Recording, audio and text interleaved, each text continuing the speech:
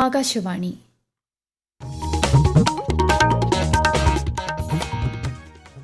നമസ്കാരം. പ്രാദേശിക വാർത്തകൾ വായിക്കുന്നത് കൃഷ്ണ.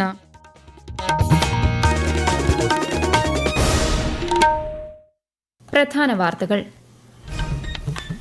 ലോക്സഭാ തിരഞ്ഞെടുപ്പിന്റെ 6ാം ഘട്ടത്തിൽ 57% പോളിംഗ് രേഖപ്പെടുത്തി. ഏറ്റവും കൂടുതൽ പശ്ചിമബംഗാളിലും കുറവ് ജമ്മുകാശ്മീരിലും. പെരിയാറിൽ മത്സ്യങ്ങൾ ചത്തുപൊങ്ങിയതുമായി ബന്ധപ്പെട്ട് നടത്തിയ പരിശോധനയിൽ ജലത്തിൽ അമിത അളവിൽ രാസവസ്തുക്കൾ കണ്ടെത്തിയതായി കുഫോസ് റിപ്പോർട്ട്. KSEBയിലെ വിവിധ തസ്തികകളിലേക്ക് നിയമന തട്ടിപ്പ് നടത്തുന്ന സംഘങ്ങൾക്കെതിരെ ജാഗ്രത പാലിക്കണമെന്ന് മന്ത്രി കെ കൃഷ്ണൻകുട്ടി. സംസ്ഥാനത്ത് ബുധനാഴ്ച വരെ മഴ തുടരുമെന്ന് കേന്ദ്ര കാലാവസ്ഥാ വകുപ്പ്. തിരുവനന്തപുരം മുതൽ ഇടുക്കി വരെ 7 ജില്ലകളിൽ മഞ്ഞ ജാഗ്രത. മലേഷ്യൻ മാസ്റ്റേഴ്സ് ബാഡ്മിന്റൺ വനിതാ സിംഗിൾസിൽ ഇന്ത്യൻ താരം PV സിന്ധു ഫൈനലിൽ പ്രവേശിച്ചു. IPL ക്രിക്കറ്റിന്റെ ഫൈനലിൽ നാളെ ഹൈദരാബാദ് കൊൽക്കത്ത പോരാട്ടം. വാർത്തകൾ വിശദമായി. ലോക്സഭാ തിരഞ്ഞെടുപ്പിലെ 6ാം ഘട്ട വോട്ടെടുപ്പ് അവസാനിച്ചു. 5 മണിവരെ 57.70% പോളിംഗ് രേഖപ്പെടുത്തി. ഏറ്റവും ഉയർന്ന പോളിംഗ് പശ്ചിമബംഗാളിലാണ്, 77.99%. ഏറ്റവും കുറവ് ജമ്മുകാശ്മീരിൽ 51.35%. ബീഹാറിൽ 52.24%, ഹരിയാനയിൽ 55.93% പേർ വോട്ട് രേഖപ്പെടുത്തി. രാജ്യതലസ്ഥാനമായ ഡൽഹിയിൽ 57.73%, ഝാർഖണ്ഡിൽ 61.41%, ഒഡീഷയിൽ 59.60%, ഉത്തർപ്രദേശിൽ 52.02% പോളിംഗ് ശതമാനം. ലോക്സഭാ തിരഞ്ഞെടുപ്പിലെ 6ാം ഘട്ടത്തിൽ വോട്ട് രേഖപ്പെടുത്തി പ്രമുഖർ.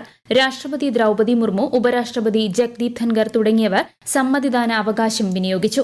കേന്ദ്രമന്ത്രിമാരായ S. ജയശങ്കർ, ഹർദീപ് സിംഗ് പുരി, മുതിർന്ന കോൺഗ്രസ് നേതാക്കളായ സോണിയാഗാന്ധി, രാഹുൽ ഗാന്ധി, പ്രിയങ്ക ഗാന്ധി, ഡൽഹി മുഖ്യമന്ത്രി അരവിന്ദ് കെജ്രിവാൾ തുടങ്ങിയവർ വോട്ട് ചെയ്തു. Kerala governor Arif Muhammad Khan ഹോസ്ഖാസ് എൻക്ലേവിലെ MCD primary സ്കൂളിൽ വോട്ട് രേഖപ്പെടുത്തി. പോളിംഗ് ദിവസം രേഖപ്പെടുത്തിയ വോട്ടുകളുടെ കണക്കുകൾ സംബന്ധിച്ച വിവരങ്ങളിൽ മാറ്റം വരുത്താൻ ആർക്കും സാധിക്കില്ലെന്ന് തിരഞ്ഞെടുപ്പ് കമ്മീഷൻ. പോളിംഗ് സ്റ്റേഷനുകളിലെ ഏജന്റുമാരുമായി പങ്കിട്ട കണക്കുകളാണ് കമ്മീഷൻ പുറത്തുവിടുന്നത്. ഈ കണക്കുകൾ ജനങ്ങൾക്ക് വോട്ടർ ടേൺ ഔട്ട് ആപ്പ് വഴി ലഭ്യമാണെന്ന് കമ്മീഷൻ വ്യക്തമാക്കി. പെരിയാറിലെ ജലത്തിൽ സൾഫൈഡും അമോണിയയും അധിക അളവിൽ അടങ്ങിയിട്ടുണ്ടെന്ന് കുഫോസ് റിപ്പോർട്ട്. പെരിയാറിൽ മത്സ്യങ്ങൾ ചത്തുപൊങ്ങിയതു സംബന്ധിച്ച് കൊച്ചി കുഫോസിലെ വിദഗ്ധരടങ്ങിയ സമിതി സമർപ്പിച്ച റിപ്പോർട്ടിലാണ് ഈ വിവരങ്ങളുള്ളത്. ജലത്തിൽ ഈ രാസവസ്തുക്കൾ എങ്ങനെ എത്തി എന്നത് സംബന്ധിച്ച് കൂടുതൽ പഠനം നടത്തണം. വെള്ളത്തിലെ ഓക്സിജന്റെ അളവ് കുറഞ്ഞതാണ് മീനുകൾ ചത്തുപൊങ്ങാൻ ഇടയായത് എന്നായിരുന്നു മലിനീകരണ നിയന്ത്രണ ബോർഡ് നൽകിയ പ്രാഥമിക റിപ്പോർട്ട്. KSEBയിലെ വിവിധ തസ്തികകളിലേക്ക് നിയമനം വാഗ്ദാനം ചെയ്ത് തട്ടിപ്പ് നടത്തുന്ന വ്യാജ സംഘങ്ങൾക്കെതിരെ ജാഗ്രത പാലിക്കണമെന്ന് മന്ത്രി കെ കൃഷ്ണൻകുട്ടി. നവമാധ്യമങ്ങളിൽ ഇത്തരം സംഘങ്ങൾ സജീവമാണെന്നും രജിസ്ട്രേഷൻ ഫീസായി വൻ തുക ഈടാക്കി മുങ്ങുന്നതാണ് ഇവരുടെ ശൈലിയെന്നും മന്ത്രി സമൂഹമാധ്യമ പോസ്റ്റിൽ കുറിച്ചു. നിരവധി പേർ ഈ കെണിയിൽ വീണതായി അറിയാൻ സാധിച്ചതായും ഫേസ്ബുക്ക്, ഇൻസ്റ്റഗ്രാം തുടങ്ങിയ പ്ലാറ്റ്ഫോമുകളിലൂടെയാണ് ഇത്തരക്കാർ വ്യാജ പ്രചാരണം നടത്തുന്നതെന്നും ഇവർ KSEB ലോഗോ ഉപയോഗിക്കുന്നതായും ശ്രദ്ധയിൽപ്പെട്ടിട്ടുണ്ടെന്ന് മന്ത്രി പറഞ്ഞു. സ്പൈനൽ മസ്കുലർ അട്രോഫി ബാധിച്ച 12 വയസ്സിന് താഴെയുള്ള കുട്ടികൾക്കായുള്ള പ്രത്യേക പദ്ധതിയിൽ അപേക്ഷിച്ച എല്ലാ കുട്ടികൾക്കും സൌജന്യ മരുന്ന് നൽകിയതായി ആരോഗ്യമന്ത്രി വീണ ജോർജ്. ഇവർക്കുള്ള തുടർ ചികിത്സയും അടുത്ത ഘട്ടങ്ങളിലേക്കുള്ള സൌജന്യ മരുന്നുകളും ഉടൻ നൽകും. മുൻപ് 6 വയസ്സുവരെയുള്ള കുട്ടികൾക്ക് മാത്രം നൽകിയിരുന്ന മരുന്ന് അടുത്തിടെയാണ് 12 വയസ്സുവരെയാക്കിയത്. ഇന്ത്യയിൽ ആദ്യമായാണ് ഒരു സംസ്ഥാനത്ത് അപൂർവ രോഗത്തിനുള്ള മരുന്നുകൾ സർക്കാർ തലത്തിൽ സൌജന്യമായി നൽകാൻ ആരംഭിച്ചത്. 15 വർഷത്തിനുള്ളിൽ വിജ്ഞാനാധിഷ്ഠിത വ്യവസായങ്ങളുടെ ഹബ്ബായി കേരളം മാറുമെന്ന് മന്ത്രി P. രാജീവ്. അധ്യാപകർക്കായി കൈറ്റ് നടത്തുന്ന ആർട്ടിഫിഷ്യൽ ഇന്റലിജൻസ് പ്രായോഗിക പരിശീലനം ഇതിന് സഹായിക്കുമെന്ന് മന്ത്രി പറഞ്ഞു. കൊച്ചിയിൽ കൈറ്റ്സിന്റെ ഇടപ്പള്ളി റീജിയണൽ സെന്ററിൽ അധ്യാപകർക്കായി നടത്തുന്ന AI പരിശീലന ക്യാമ്പ് സന്ദർശിച്ച ശേഷം സംസാരിക്കുകയായിരുന്നു അദ്ദേഹം. സംസ്ഥാനത്ത് ബുധനാഴ്ച വരെ മഴ തുടരുമെന്ന് കേന്ദ്ര കാലാവസ്ഥാ വകുപ്പ്. തിരുവനന്തപുരം മുതൽ ഇടുക്കി വരെ 7 ജില്ലകളിൽ മഞ്ഞ ജാഗ്രത പ്രഖ്യാപിച്ചു. ശക്തമായ കാറ്റും മോശം കാലാവസ്ഥയും തുടരുന്നതിനാൽ കേരള തീരത്ത് മീൻ പിടിക്കാൻ പോകരുതെന്ന് മുന്നറിയിപ്പുണ്ട്. മലയോര മേഖലകളിൽ മണ്ണിടിച്ചിൽ, ഉരുൾപൊട്ടൽ, മലവെള്ളപ്പാച്ചിൽ എന്നിവയ്ക്ക് സാധ്യതയുള്ളതിനാൽ ജാഗ്രത തുടരണം. അതേസമയം ബംഗാൾ ഉൾക്കടലിൽ ഇന്ന് ന്യൂനമർദ്ദം ശക്തി പ്രാപിക്കാൻ സാധ്യതയുള്ളതിനാൽ കേരള, ആൻഡമാൻ നിക്കോബാർ ദ്വീപ്, കൊങ്കൺ, ഗോവ, വിദർഭ എന്നിവിടങ്ങളിൽ അടുത്ത 2 ദിവസം ശക്തമായ മഴയ്ക്ക് സാധ്യതയെന്നും മുന്നറിയിപ്പുണ്ട്. കേരള, തെക്കൻ തമിഴ്നാട് തീരങ്ങളിൽ ഇന്ന് രാത്രി 11:30 വരെ ഉയർന്ന തിരമാലയ്ക്കും കടലാക്രമണത്തിനും സാധ്യതയുണ്ടെന്ന് ദേശീയ സമുദ്രസ്ഥിതി പഠന ഗവേഷണ കേന്ദ്രം അറിയിച്ചു. തീരദേശവാസികൾ ജാഗ്രത പാലിക്കണമെന്ന് മുന്നറിയിപ്പ്. തിരുവനന്തപുരത്ത് പൊഴിയൂരിലുണ്ടായ കടൽക്ഷോഭത്തിൽ വ്യാപക നാശനഷ്ടം. കടലാക്രമണത്തെ തുടർന്ന് പ്രദേശത്തെ നിരവധി വീടുകൾ അപകട ഭീഷണിയിലാണ്.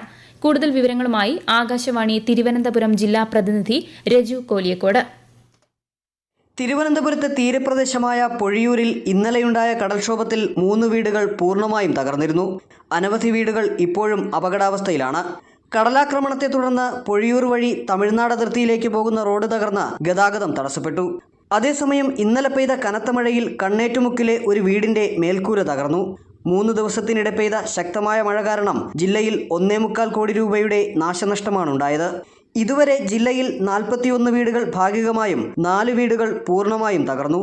ശക്തമായ മഴയെ തുടർന്ന് തിരുവനന്തപുരം നെയ്യാറ്റിൻകര താലൂക്കുകളിലെ 3 ദുരിതാശ്വാസ ക്യാമ്പുകളിലായി 13 കുടുംബങ്ങളാണ് കഴിയുന്നത്. ശക്തമായ മഴയെ തുടർന്ന് തിരുവനന്തപുരം ജില്ലയിൽ കഴിഞ്ഞ 3 ദിവസത്തിനിടെ 1.82 കോടി രൂപയുടെ കൃഷിനാശം. 66.89 ഹെക്ടർ കൃഷിഭൂമിയിൽ മഴ നാശം വിതച്ചു. ഇതോടെ മെയ് മാസം മാത്രമുണ്ടായ ആകെ കൃഷിനാശം 13 കോടി പിന്നിട്ടു. ഈ വാർത്തകൾ ആകാശവാണിയിൽ നിന്ന്.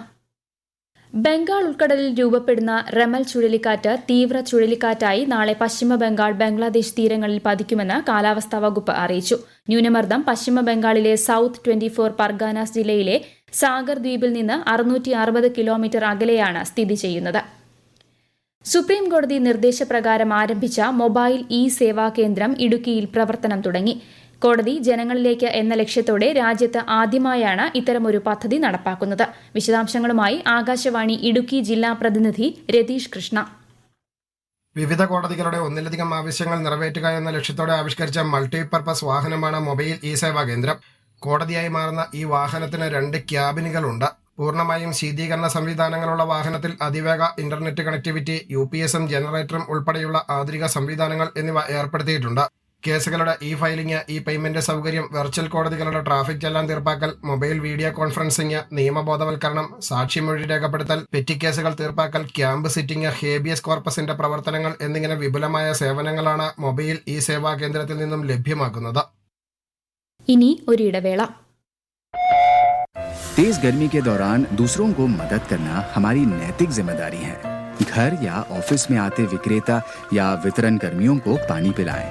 बाहर काम करने वालों के लिए घर या इमारत के बाहर पानी के मटके और ग्लास रखें. व्यक्ति या संस्थाएं पानी, छाछ या शरबत के प्याव बनाएं. आप टोपी, जूते, छाते इत्यादि का वितरण भी कर सकते हैं. धूप में सफर करते लोगों पे पानी का छिड़काव उनकी यात्रा को आरामदायी बनाएगा. लोगों को गर्मी से शरण लेने के लिए छाया वाली जगह बनाएं.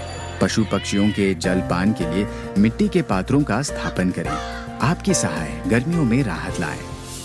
NDMA एवं IIPHG द्वारा जनहित में जारी.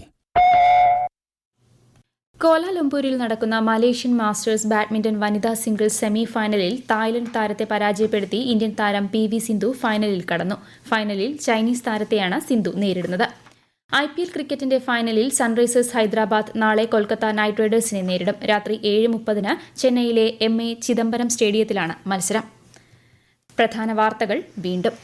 ലോക്സഭാ തിരഞ്ഞെടുപ്പിന്റെ 6ാം ഘട്ടത്തിൽ 57% പോളിംഗ് രേഖപ്പെടുത്തി. ഏറ്റവും കൂടുതൽ പശ്ചിമ ബംഗാളിലും കുറവ് ജമ്മു കാശ്മീരിലും. പെരിയാറിൽ മത്സ്യങ്ങൾ ചത്തുപൊങ്ങിയതുമായി ബന്ധപ്പെട്ട് നടത്തിയ പരിശോധനയിൽ ജലത്തിൽ അമിത അളവിൽ രാസവസ്തുക്കൾ കണ്ടെത്തിയതായി കുഫോസ് റിപ്പോർട്ട്. KSEBയിലെ വിവിധ തസ്തികകളിലേക്ക് നിയമന തട്ടിപ്പ് നടത്തുന്ന സംഘങ്ങൾക്കെതിരെ ജാഗ്രത പാലിക്കണമെന്ന് മന്ത്രി K കൃഷ്ണൻകുട്ടി. സംസ്ഥാനത്ത് ബുധനാഴ്ച വരെ മഴ തുടരുമെന്ന് കേന്ദ്ര കാലാവസ്ഥാ വകുപ്പ്. തിരുവനന്തപുരം മുതൽ ഇടുക്കി വരെ 7 ജില്ലകളിൽ മഞ്ഞ ജാഗ്രത. മലേഷ്യൻ മാസ്റ്റേഴ്സ് ബാഡ്മിന്റൺ വനിതാ സിംഗിൾസിൽ ഇന്ത്യൻ താരം PV സിന്ധു ഫൈനലിൽ പ്രവേശിച്ചു. IPL ക്രിക്കറ്റിന്റെ ഫൈനലിൽ നാളെ ഹൈദരാബാദ് കൊൽക്കത്ത പോരാട്ടം. പ്രാദേശിക വാർത്തകൾ കഴിഞ്ഞു. അടുത്ത വാർത്താ പ്രക്ഷേപണം 7:25.